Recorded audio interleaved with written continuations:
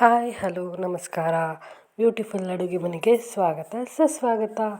ಇವತ್ತು ಕೆಂಪು ಕಾಳುಗಳು ಅಥವಾ ಕೆಂಪು ಕಾಳುಗಳನ್ನು ಬಳಸಿ ನಾನು ನಿಮಗೆ ಒಂದು ಬೆಸ್ಟ್ ರೆಸಿಪಿ ಹೇಳ್ಕೊಡ್ತಾ ಇದ್ದೀನಿ. ಸ್ವಲ್ಪ ಆಲೂಗಡ್ಡೆ ಜೊತೆ ಒಂದಿಷ್ಟು ಅವರೆಕಾಳುಗಳು, ಅದರಲ್ಲೂ ಕೆಂಪು ಅವರೆಕಾಳಲ್ಲಿ ಮಾಡುವಂಥ ಈ ರೆಸಿಪಿ ತುಂಬಾ ಟೇಸ್ಟಿಯಾಗಿರುತ್ತೆ. ದೋಸೆ, ಚಪಾತಿ, ಇಡ್ಲಿ, ರೊಟ್ಟಿಗಂತೂ ಹೇಳಿ ಮಾಡಿಸ್ದಂಗಿರುತ್ತೆ. ಇವಾಗಲೇ ಮಾಡಿ, ಈಗಲೇ ಮಾಡಿ, ಟ್ರೈ ಮಾಡಿ. ಹಾಗಾದರೆ ಬನ್ನಿ ರೆಸಿಪಿನ ಸ್ಟಾರ್ಟ್ ಮಾಡೋಣ. ಅದಕ್ಕಿಂತ ಮೊದಲು ಯಾರೆಲ್ಲ ಇದೇ ಫಸ್ಟ್ ಟೈಮ್ ನಮ್ಮ ಚಾನಲ್ನ ನೋಡ್ತಾ ಇದ್ದೀರಾ, ಪ್ಲೀಸ್ ಸಬ್ಸ್ಕ್ರೈಬ್ ಆಗಿ, ಹಾಗೆಯೇ ಲೈಕ್ ಮಾಡಿ, ಶೇರ್ ಮಾಡಿ, ಕಮೆಂಟ್ ಕೂಡ ಮಾಡಿ. ನೀವು ಸಬ್ಸ್ಕ್ರೈಬ್ ಮಾಡಿದಷ್ಟು ನಮಗೆ ಸಪೋರ್ಟ್ ಸಿಗುತ್ತೆ. ಜೊತೆಗೆ ನಾವು ಇನ್ನೂ ಹೆಚ್ಚಿನ ವಿಡಿಯೋಗಳನ್ನು ಮಾಡಿ ಅಪ್ಲೋಡ್ ಮಾಡಲಿಕ್ಕೂ ಕೂಡ ನಮಗೆ ಹೆಲ್ಪ್ ಆಗುತ್ತೆ. ಜೊತೆಗೆ ಒಂದು ಮೋಟಿವೇಶನ್ ಕೂಡ ಸಿಗುತ್ತೆ. ಹಾಗಾದರೆ ಮಿಸ್ ಮಾಡದೆ ನೀವು ಸಬ್ಸ್ಕ್ರೈಬ್ ಆಗ್ತೀರಲ್ವ, ಜೊತೆಗೆ ಲೈಕ್ ಕೂಡ ಮಾಡಿ. ಬನ್ನಿ ರೆಸಿಪಿನ ಸ್ಟಾರ್ಟ್ ಮಾಡೋಣ. ನಾನಿಲ್ಲಿ ಮೊದಲಿಗೆ ಒಂದು ಬಾಣಲೆ ಇಟ್ಟಿದ್ದೀನಿ. ಅದಕ್ಕೆ 2 ಸ್ಪೂನ್ ಆಗೋಷ್ಟು ಎಣ್ಣೆನ ಹಾಕಿದ್ದೀನಿ. ನೀವು ಯಾವ ಎಣ್ಣೆ ಬೇಕಾದರೂ ಯೂಸ್ ಮಾಡ್ಬೋದು. ಹಾಗೆ ಒಂದು ಅರ್ಧ ಸ್ಪೂನ್ ಆಗೋಷ್ಟು ಸಾಸಿವೆ, ಅರ್ಧ ಸ್ಪೂನ್ ಆಗೋಷ್ಟು ಜೀರಿಗೆ ಹಾಕಿ ಚಿಟಪಟ ಅನ್ನುವಾಗ ಸ್ವಲ್ಪ ಕಸೂರಿ ಮೆಥಿನ ಹಾಕ್ಕೊಂಡಿದ್ದೀನಿ. ಕಸೂರಿ ಮೆಥಿ ಹಾಕೋದ್ರಿಂದ ಒಂದೊಳ್ಳೆ ಫ್ಲೇವರ್, ಹಾಗೆ ಘಮ ಘಮ ಅಂತ ಇರುತ್ತೆ. ತುಂಬ ಟೇಸ್ಟಿ ಆಗುತ್ತೆ ರೆಸಿಪಿ. ಹಾಗೆಯೇ ಕಟ್ ಮಾಡಿಟ್ಟಿರುವಂಥ ಒಂದು ಈರುಳ್ಳಿನ ಹಾಕ್ಕೊಂಡಿದ್ದೀನಿ. ಈರುಳ್ಳಿ ಹಾಕಿಬಿಟ್ಟು ಈರುಳ್ಳಿ ಸ್ವಲ್ಪ ಕಲರ್ ಚೇಂಜ್ ಆಗೋವರೆಗೂ ಫ್ರೈ ಮಾಡ್ಕೊಳ್ಳಿ. ಈರುಳ್ಳಿ ಕಲರ್ ಚೇಂಜ್ ಆಗೋ ಫ್ರೈ ಮಾಡೋದ್ರಿಂದ ತುಂಬ ಒಳ್ಳೆಯ ಟೇಸ್ಟ್ ಬರುತ್ತೆ. ಇಲ್ಲಿ ನಾನು ಕೆಂಪು ಅವರೆಕಾಳುಗಳನ್ನು ತೊಗೊಂಡಿದ್ದೀನಿ. ಇದನ್ನು ಬಿಡಿಸ್ಬಿಟ್ಟು ಹುಳುಗಳಿಲ್ಲದೆ ಇರೋದನ್ನು ಕ್ಲೀನಾಗಿರೋದನ್ನ ತೊಗೊಂಡು ಇದನ್ನು ಸುಮಾರು ಒಂದು 2ರಿಂದ 3 ನಿಮಿಷ ಚೆನ್ನಾಗಿ ವಾಶ್ ಮಾಡ್ಕೊಳ್ಳಿ. ಯಾಕಂದರೆ ಹಾಳಾಗಿರೋದೆಲ್ಲ ಇರುತ್ತಲ್ವ, ಹಾಗಾಗಿ ಕ್ಲೀನಾಗಿ ವಾಶ್ ಮಾಡಿ ಪಕ್ಕಕ್ಕೆ ಇಟ್ಕೊಳ್ಳಿ. ಈಗ ಇದರ ಈರುಳ್ಳಿ ಕೂಡ ಬೆಂದಿದೆ ನೋಡಿ, ಚೆನ್ನಾಗಿ ಫ್ರೈ ಮಾಡ್ಕೊಂಡಿದ್ದೀನಿ. ಕಲರ್ ಕೂಡ ಸುಮಾರು ಚೇಂಜ್ ಆಗಿದೆ. ಈಗ ಇದು ಕೆಂಪು ಕಾಳುಗಳ ಏನು ಬಿಡಿಸಿಟ್ಟಿದ್ವಲ್ಲ ಅದನ್ನು ಹಾಕ್ಕೊಂಡಿದ್ದೀನಿ. ಅದನ್ನ ಹಾಕಿಬಿಟ್ಟು ಚೆನ್ನಾಗಿ 2 ನಿಮಿಷ ಎಣ್ಣೆಯಲ್ಲಿ ಬಾಡಿಸ್ಕೊಳ್ಳಿ. ಬಾಡಿಸ್ತಾ ಇರಬೇಕಾದ್ರೆ ಕಟ್ ಮಾಡಿಟ್ಟಿರುವಂಥ ಆಲೂಗಡ್ಡೆನ ಹಾಕ್ಕೊಂಡಿದ್ದೀನಿ. ನಾನಿಲ್ಲಿ ಸುಮಾರು 2 ಆಲೂಗಡ್ಡೆ ಹಾಕ್ಕೊಂಡಿದ್ದೀನಿ. ಚೆನ್ನಾಗಾಗುತ್ತೆ ಇದಕ್ಕೆ. ನೀವು ಬೇಕಿದ್ರೆ ಕಡಿಮೆ ಕೂಡ ಹಾಕ್ಕೋಬೋದು. ಕಾಳುಗಳನ್ನು ಹಾಕಿ ಚೆನ್ನಾಗಿ ಆಲೂಗಡ್ಡೆ ಜೊತೆ ಮಿಕ್ಸ್ ಮಾಡಿ 1-2 ನಿಮಿಷ ಲೋ ಫ್ಲೇಮಲ್ಲಿ ನೀರು ಹಾಕಿಬಿಟ್ಟು ಒಂದು ಸ್ವಲ್ಪ ಒಣಗಿರೋ ಕರಿಬೇವಿನ ಎಲೆನ ಹಾಕಿಬಿಟ್ಟು ಮುಚ್ಚಳ ಮುಚ್ಚಿ 2 ನಿಮಿಷ ಬೇಯಿಸ್ಕೊಳ್ಳಿ. ನಾನಿಲ್ಲಿ ಹಸಿ ಕರಿಬೇವಿನ ಯೂಸ್ ಮಾಡಿಲ್ಲ, ಒಣದ್ದೆ. ಅಂದರೆ ತಂದಿಟ್ಟು ಸ್ವಲ್ಪ ಒಣಗಿರುತ್ತಲ್ವ, ಹಾಗಾಗಿ ಒಣಗಿದ್ದೆ ಹಾಕಿದ್ದೀನಿ.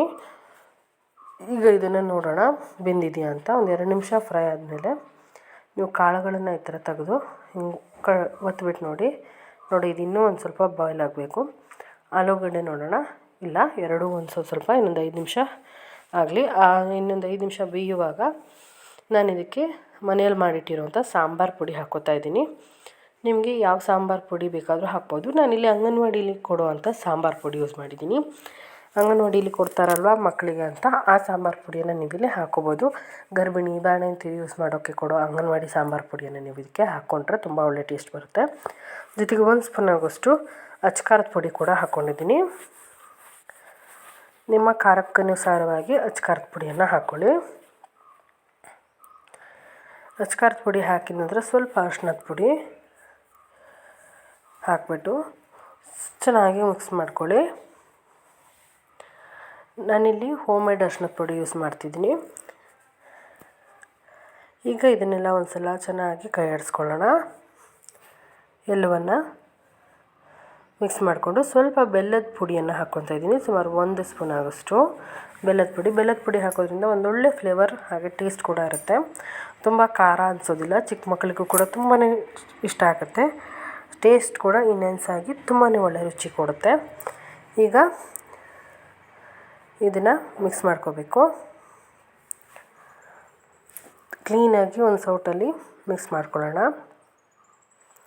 ಇದಕ್ಕೆ ಸ್ವಲ್ಪ ಕೊತ್ತಂಬರಿ ಸೊಪ್ಪು ಕೂಡ ಹಾಕ್ಕೊಂಡಿದ್ದೀನಿ.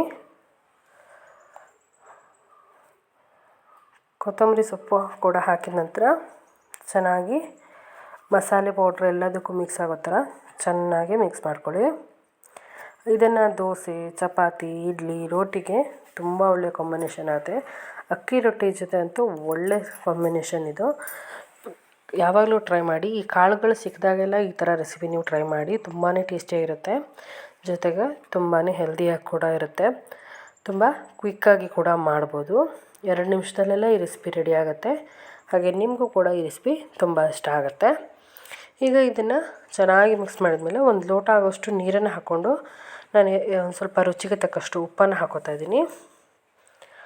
ರುಚಿಗೆ ತಕ್ಕಷ್ಟು ಉಪ್ಪನ್ನು ಕೂಡ ಹಾಕಿ ಮಿನಿಮಮ್ ಅಂದರೆ 5 ನಿಮಿಷ ಚೆನ್ನಾಗಿ ಕುದಿಸ್ಬೇಕು. ಏನು ನೀರೆಲ್ಲ ಇದೆಯಲ್ಲ, ಈ ನೀರೆಲ್ಲ ಇಂಗಬೇಕು, ಸ್ವಲ್ಪ ಬೇಯಬೇಕು. ಉಪ್ಪು ಖಾರ ನಾವು ಹಾಕಿರೋ ಕಾಳಿಗೆ ಆಲೂಗಡ್ಡೆಗೆ ಹಿಡಿಬೇಕು. ಆ ಥರ ಚೆನ್ನಾಗಿ ಒಂದು 2ರಿಂದ 3 ನಿಮಿಷ ಇದು ಮಾಡಿಬಿಟ್ಟು ಬೇಯೋದಕ್ಕೆ ಬಿಡಿ. ಅದಾದಮೇಲೆ ಇನ್ನೊಂದು ಸಲ ಕೈ ಆಡಿಸಿ ಇನ್ನೊಂದು 2 ನಿಮಿಷ ಬೇಯಿಸ್ಕೊಳ್ಳಿ. ಒಂದು ಬಟ್ಲನ್ನ ಮುಚ್ಚಿ ನಾನು ಸುಮಾರು ಒಂದು 3 ನಿಮಿಷ ಒಂದು ಸಲ ಬೇಯಿಸಿದ್ದೀನಿ.